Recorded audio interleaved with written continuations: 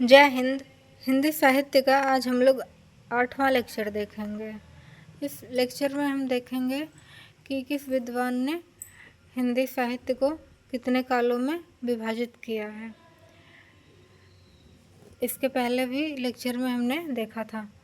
विद्वान का नाम है राम खिलावन पांडे। इन्होंने आदिकाल को संक्रमण काल कहा है और इसका सन जो बताया है 1000 से, यहाँ 100 लिखा गया है, 1000 से 1400 ईस्वी तक है।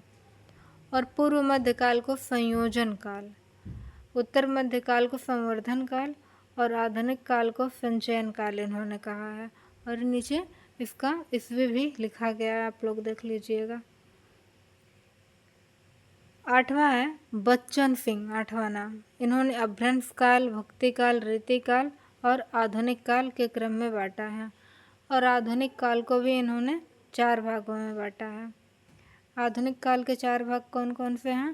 पहला है पुनर्जागरण काल, दूसरा है पूर्व स्वच्छंद काल, और फिर है स्वच्छंद काल, और लास्ट है उत्तर स्वच्छंद काल। इन्होंने फिर उत्तर स्वच्छंद काल को 3 भागों में बांटा है, प्रथम दशक, दूसरा दशक और तीसरा दशक नाम से। प्रथम दशक में है प्रगति और स्वतंत्रता का द्वंद्व, और दूसरे दशक में है संतुलन की खोज और आधुनिकता। तीसरे में आधुनिक बोध की रचनाएं। इन सब को किसने डिवाइड किया है? तो बच्चन सिंह ने। आगे देखते हैं। नोवेल जो विद्वान है वह है राम स्वरूप चतुर्वेदी, जिन्होंने आदिकाल को वीरगाथा काल और इसका सन इन्होंने माना है 1000 से 1350 ईस्वी। इसी तरह इन्होंने पूर्व मध्यकाल को भक्ति काल, फिर रीति काल और आधुनिक काल 1850 से आगे को माना है। इस तरह इन्होंने भी क्या है 4 भागों में विभाजित किया है हिंदी साहित्य को। 10वें नंबर पे आते हैं श्याम सुंदर दास। इन्होंने 4 भागों में बांटा है हिंदी साहित्य को, वीर गाथा युग, भक्ति युग, रीति युग, नवीन विकास युग के नाम से। कौन कौन?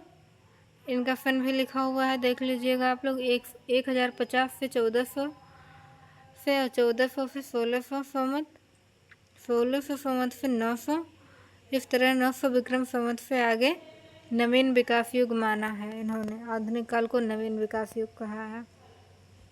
डॉक्टर नगेंद्र जो हैं ये आदिकाल का समय 7वीं शताब्दी के मध्य से 14वीं शताब्दी के मध्य तक मानते हैं। इस तरह भक्ति काल को इन्होंने 14वीं शताब्दी के मध्य से 17वीं शताब्दी के मध्य तक माना है। और फिर रीति काल 17वीं शताब्दी के मध्य से 19वीं शताब्दी के मध्य तक, और आधुनिक काल को 19वीं शताब्दी के मध्य से आगे। ये डॉक्टर नगेंद्र का काल विभाजन है। इसी क्रम में हम आगे देखते हैं। आधुनिक काल 19वीं शताब्दी के मध्य से आगे क्या क्या नाम दिए गए हैं? पुनर्जागरण काल, भारतेंदु युग जिसे कहा गया है, दूसरा जागरण एवं सुधार काल, द्विवेदी युग कहा है, और तीसरा है छायावाद काल जो 1978 से 1938 तक है। छायावादोत्तर काल के 2 भाग हैं, प्रगति प्रयोग काल और नवलेखन काल। अब हम देखेंगे हिंदी साहित्य का आरंभ। हिंदी साहित्य का आरंभ कब से माना जाता है? हिंदी के नामकरण की समस्या।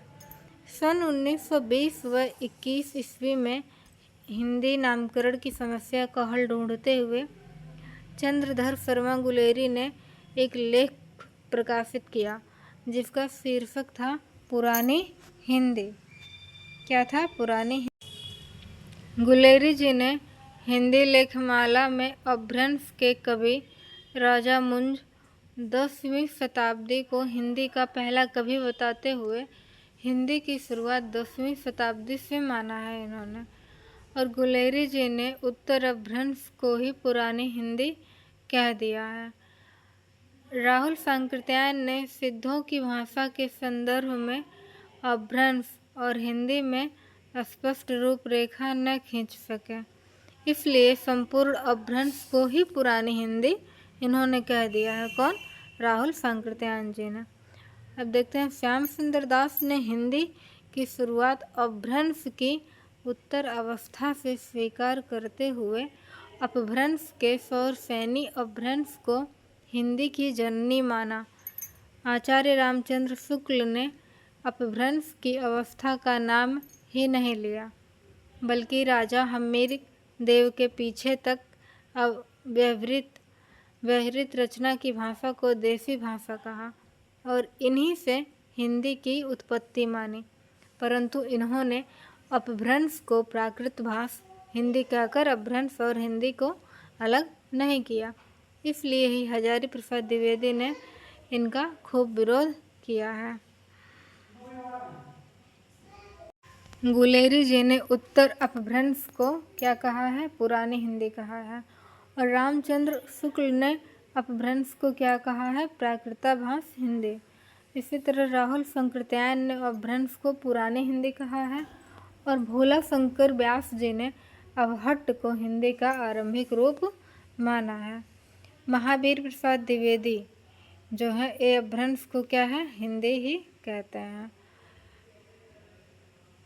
हिंदी साहित्य का अगला लेक्चर हम अगले वीडियो में देखेंगे। धन्यवाद पूरा वीडियो देखने के लिए।